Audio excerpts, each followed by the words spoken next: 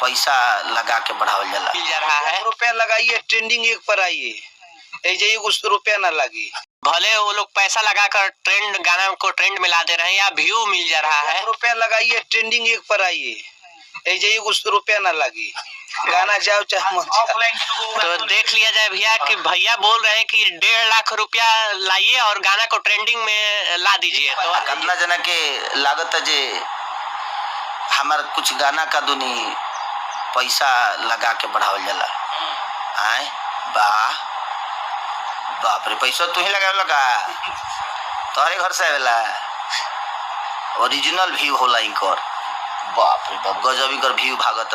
तार तो व्यू इतना भागत न बाबू, इतना धरती पे बाजत न कि हम धरती कई जगह तो धरती फाट गइल ह। कई जगह तो हम देखनी दरार पड़ल गाना के धमक से।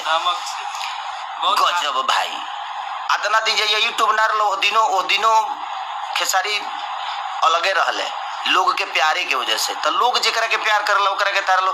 अब एगो मुर्गी के पीछे तू लोग पड़ गइल बा, जब तक लोग माने लात बचौनी ना काट देबा नु तले मुर्गी अस्थिर ना रही, अपना लगे कुछ नहीं खे।